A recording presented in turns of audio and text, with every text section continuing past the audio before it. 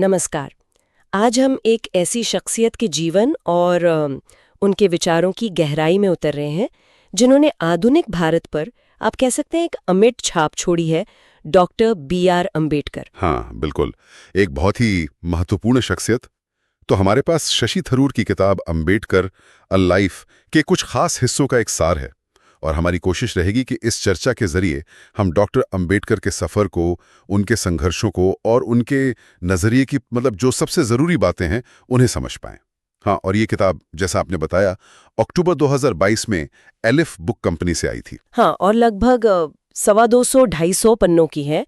तो ये अम्बेडकर के जीवन का एक संक्षिप्त लेकिन कह सकते हैं काफी सारगर्भित नजरिया पेश करती है। बिल्कुल, कम शब्दों में ज्यादा बात। तो ठीक है, चलिए इसको समझने की कोशिश करते हैं। इस किताब के आईने में अम्बेडकर के जीवन को सबसे पहले शायद ये देखने दिलचस्प होगा कि लेखक ने इस कहानी को बुना कैसे है। मतलब किताब की संरचना कैसी है। हाँ, ये जानना जरूरी है कि कैसे उन्होंने अप्रोच किया है। तो इन अंशों से जो पता चलता है वो ये कि किताब मोटे तौर पर 2 हिस्सों में बटी हुई है। पहला हिस्सा हमें ले जाता है डॉक्टर अम्बेडकर के शुरुआती जीवन में, उनका जन्म, उनकी पढ़ाई लिखाई, उस वक्त के सामाजिक दबाव, उनके अपने संघर्ष और शुरुआती दौर में समाज के लिए उनके काम। हाँ, और ये संरचना काफी मददगार है क्योंकि ये उनके जीवन के जो अलग अलग पड़ाव हैं उनको क्रम से समझने में मदद करती है। पहले भाग में उनके व्यक्तित्व की नींव कैसे पड़ी ये उभर कर आता है। बिल्कुल। और फिर जो दूसरा हिस्सा है वो उनके सार्वजनिक जीवन पर ज्यादा केंद्रित है, उनकी राजनीति, खासतौर पर भारतीय संविधान बनाने में जो उनकी ऐतिहासिक भूमिका रही और समाज और विचारों पर उनका क्या गहरा असर पड़ा। तो एक तरह से पूरी यात्रा कवर होती है। हाँ, इस तरह से किताब उनके व्यक्तिगत संघर्षों से लेकर आप कह सकते हैं राष्ट्रीय स्तर पर उनके योगदान तक का पूरा दायरा समेट लेती है। बिल्कुल।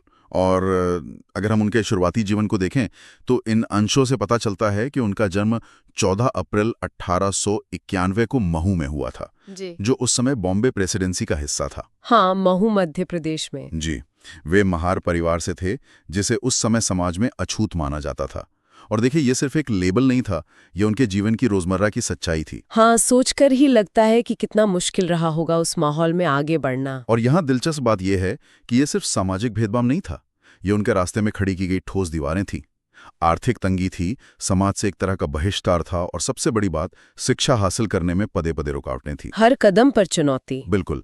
अस्पृश्यता कोई हवा में तैरता विचार नहीं था, ये एक क्रूर हकीकत थी जिसने उनके और उन जैसे करोड़ों लोगों के लिए बुनियादी मौकों के दरवाजे भी बंद कर रखे थे। असल में इन शुरुआती अनुभवों की जो कड़वाहट थी उसी ने शायद उनके अंदर वो आग जलाई जिसने उन्हें बाद में व्यवस्था को चुनौती देने के लिए प्रेरित किया। तो ये समझना जरूरी है कि ये व्यक्तिगत अपमान से कहीं ज्यादा था, ये एक पूरी व्यवस्था का अन्याय था जिससे वो लड़ रहे थे। और इसी पृष्ठभूमि में उनकी शिक्षा की कहानी तो और भी असाधारण बन जाती है। ये पढ़ना ही अपने आप में काफी सोचने पर मजबूर करता है कि कैसे उन तमाम बाधाओं के बावजूद उन्होंने न सिर्फ भारत में बल्कि विदेश में भी इतनी ऊंची तालीम हासिल की। हाँ, ये तो कमाल की बात है। अमेरिका की कोलंबिया यूनिवर्सिटी और फिर लंदन स्कूल ऑफ इकोनॉमिक्स, ये उस जमाने के हिसाब से बहुत बड़ी उपलब्धियां थी। खासकर उस सामाजिक पृष्ठभूमि से आने वाले किसी व्यक्ति के लिए तो ये अविश्वसनीय लगता है। सही कहा। और ये सिर्फ डिग्रियां नहीं थी, मेरा मानना है, ये दुनिया को देखने का एक नया नजरिया था जो उन्हें मिला। और यहीं पर बात वास्तव में दिलचस्प हो जाती है क्योंकि विदेश में जहां समाज का ढांचा बिल्कुल अलग था, जहां जाति जैसी व्यवस्था नहीं थी, वहां के अनुभवों ने भारतीय समाज की, खासकर जाति प्रथा की क्रूरता और उसके बेतुकेपन को उनके सामने और भी ज्यादा साफ कर दिया होगा। हाँ, एक बाहरी नजरिए से देखने का मौका मिला। बिल्कुल। उन्होंने पश्चिमी उदारवाद, सामाजिक न्याय के सिद्धांतों को पढ़ा, समझा और शायद ये सोचा होगा कि इन विचारों को भारतीय संदर्भ में कैसे लागू किया जा सकता है। ऐसा लगता है कि उनकी शिक्षा सिर्फ अकादमिक काबिलियत हासिल करना भर नहीं थी, बल्कि ये उनके जीवन के बड़े मकसद, सामाजिक न्याय की लड़ाई के लिए जैसे बौद्धिक हथियार जुटाना था। हाँ, और उनकी शिक्षा ने उन्हें वो तर्क और विश्लेषण की क्षमता दी जिससे वे भारतीय समाज की जो जड़ हो चुकी समस्याएं थी उन पर सवाल उठा सके और बदलाव के लिए एक मजबूत दलील पेश कर सके। अगर हम इसे बड़ी तस्वीर से जोड़ें तो उनके सामाजिक सुधार के काम किसी एक मुद्दे तक ही सीमित नहीं थे। इन अंशों से यह साफ है कि उन्होंने अस्पृश्यता को खत्म करने के लिए जबरदस्त लड़ाई लड़ी। सिर्फ कानूनी तौर पर नहीं, बल्कि सोच बदलने की लड़ाई। बिल्कुल। वो सिर्फ कानूनी बदलाव नहीं चाहते थे, बल्कि समाज की सोच बदलना चाहते थे।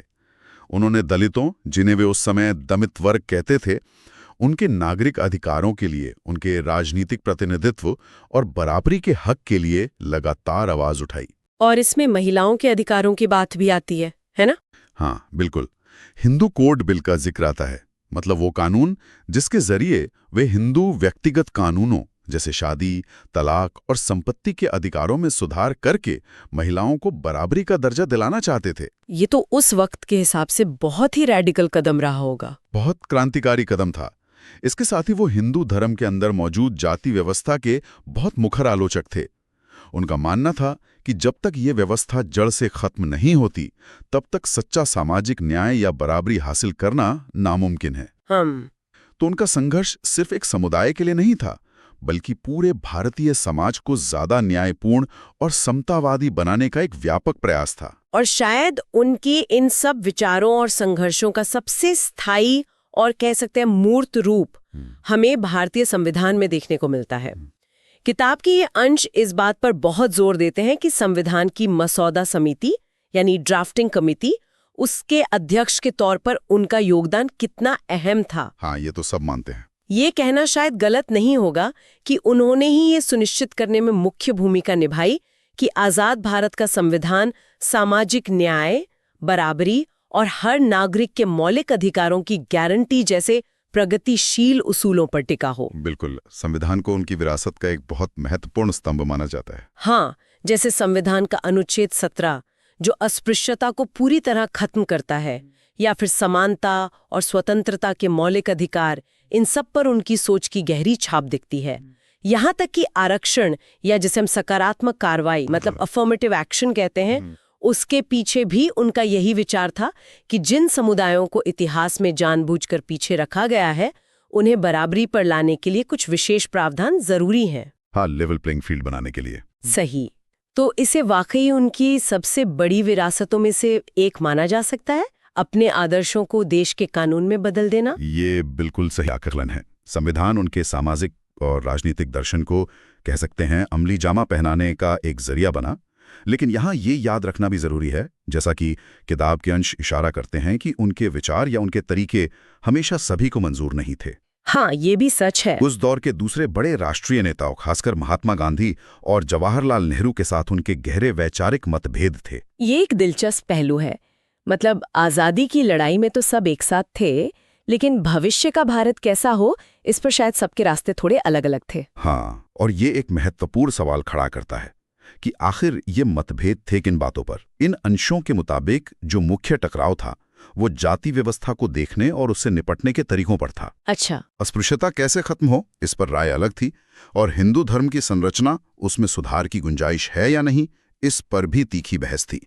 गांधी जी जहां हरिजन जैसे शब्दों का इस्तेमाल करते थे और हिंदू धर्म के भीतर से ही सुधार की उम्मीद रखते थे, वहीं अंबेडकर जाति व्यवस्था को पूरी तरह से खत्म करने के हिमायती थे और मानते थे कि ये हिंदू धर्म की संरचना में ही गहराई तक समाई हुई है। इसलिए वो इसकी इतनी तीखी आलोचना करते थे। और शायद राजनीतिक प्रतिनिधित्व का मुद्दा भी एक अहम बिंदु था, पूना पैक्ट वाला। हाँ, बिल्कुल।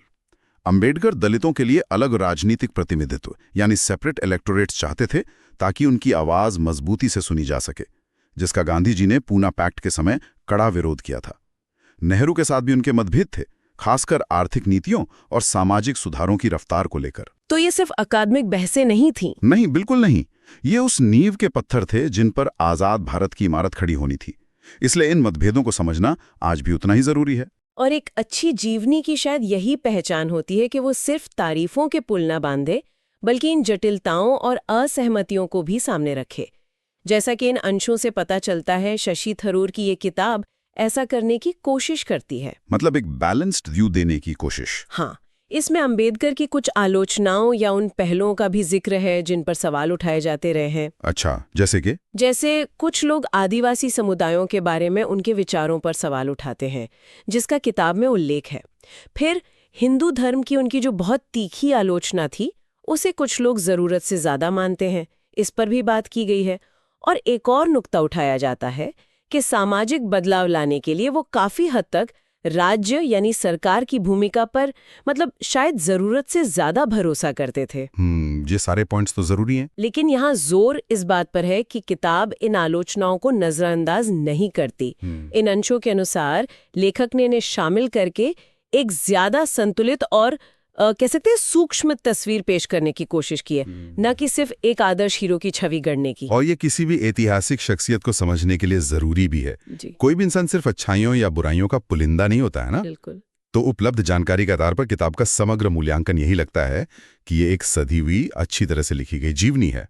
इसकी खासियत क्या बताई गई है इन अंशों में? इसकी खास बात ये लगती है कि ये डॉक्टर अंबेडकर जैसे जटिल व्यक्तित्व, उनके जबरदस्त संघर्षों और उनके क्रांतिकारी विचारों को ऐसी भाषा में पेश करती है जो आम पाठक के लिए समझना आसान हो। हाँ, एक्सेसिबल होना जरूरी है। ये सिर्फ उनकी कामयाबियों का बखान नहीं करती, बल्कि जैसा आपने कहा, उन आलोचनाओं और उनके व्यक्तित्व के जो जटिल पहलू हैं उनको भी सामने लाती है, जिन्हें अक्सर अनदेखा कर दिया जाता है। इससे पाठक को न सिर्फ ये पता चलता है कि उन्होंने क्या हासिल किया, बल्कि ये भी समझ आता है कि उनके विचार कैसे बने, किन चुनौतियों का उन्होंने सामना किया और भारतीय इतिहास में उनका स्थायी महत्व क्या है। ये एक तरह से उनके पूरे दर्शन और योगदान को समग्रता में देखने में मदद करती है। तो इन सब बातों का निचोड़ क्या है? आज हमने शशि थरूर की किताब अंबेडकर अ लाइफ के सारांश के जरिए डॉक्टर अंबेडकर की असाधारण यात्रा को देखा।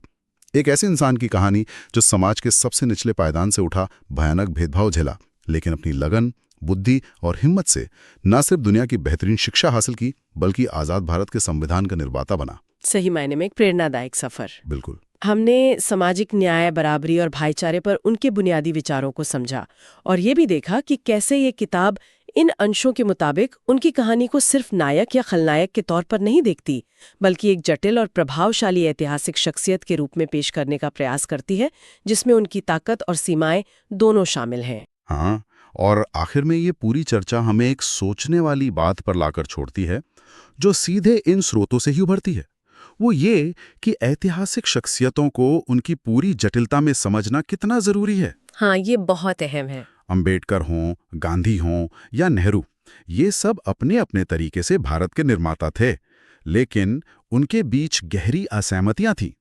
इन असहमतियों को, जैसा कि ये किताब करने की कोशिश करती है, अनदेखा करने के बजाय अगर हम समझें तो हमें न सिर्फ इन नेताओं के बारे में बेहतर पता चलता है, बल्कि उन बुनियादी सिद्धांतों, उन बहसों और उन तनावों की भी गहरी समझ मिलती है जिन पर आजाद भारत की नींव रखी गई। बिल्कुल। और देखिए, अंबेडकर का बराबरी और न्याय के लिए संघर्ष आज भी उतना ही मायने रखता है, और उनकी कहानी हमें लगातार उन सामाजिक और संरचनात्मक बाधाओं पर सवाल उठाने के लिए प्रेरित करती है, जो शायद आज भी हमारे समाज में किसी न किसी रूप में मौजूद हैं।